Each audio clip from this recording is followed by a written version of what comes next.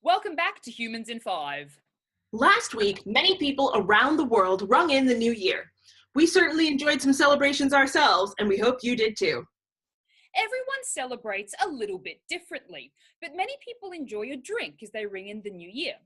For some, it's just a cheeky tipple, but for others, some people like to go all out with their drinks and frivolity. Some people find themselves regretting the fervor with which they've approached the holiday season, which has led to Dryuary Challenges. For Dryuary, some people swear off alcoholic beverages to give their bodies a chance to recover from the boozy joys of the holiday season. Dryuary got us thinking. Whether or not you enjoy an adult beverage, drinks and drinking are a fairly commonplace find in our modern societies. Now, there's a lot of history to unpack in terms of how alcohol is represented in our society, but today we're exploring a different question. How long have alcoholic beverages been in our history, and how do we know?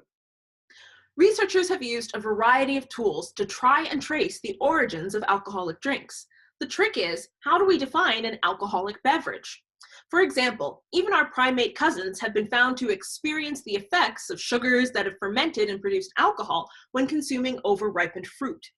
Now, we can probably agree that fermented fruits aren't quite the same as a bevy down at the pub, but it does go to show that we were probably feeling the effects of alcohol long before we were preparing it in our homes. Early alcohol production was likely quite experimental, and early producers likely made beverages rather unlike those we recognize today. For example, early Neolithic jars from China dating to around 7000 BC contained chemical traces of an early alcoholic drink. The grog contained in these jars was a little bit of a hodgepodge. It contained a honey mead and a combination of beer or wine made from rice, grapes, and hawthorn fruit. This drink would have been relatively low in alcohol, but likely provided a little tingle to those who drank it. This was once thought to be the oldest form of alcohol. However, its hybrid nature makes it hard to define as the earliest alcoholic beverage in the way we think of drinks today. However, a recent study conducted by researchers from the University of Pennsylvania, the Georgian National Museum, and the University of Toronto may have found the oldest evidence of wine in the world.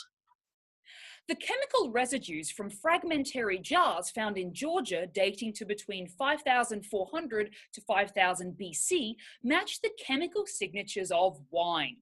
These signatures have been found in other contexts from this part of the world and the Middle East. However, the residues from these jars in particular are the oldest evidence for wine as we know it in the past.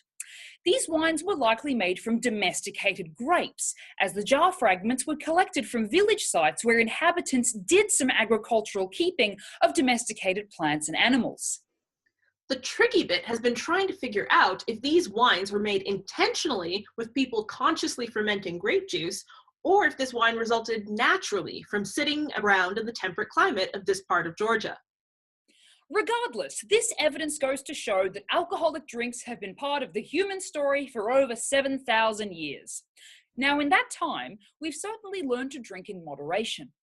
Too much alcohol can harm us and send our body systems reeling, so some of us may need a Dryuary break to reset our systems. But the next time you find yourself with a nice red or white in hand, you can see yourself as part of a tradition that goes back thousands of years.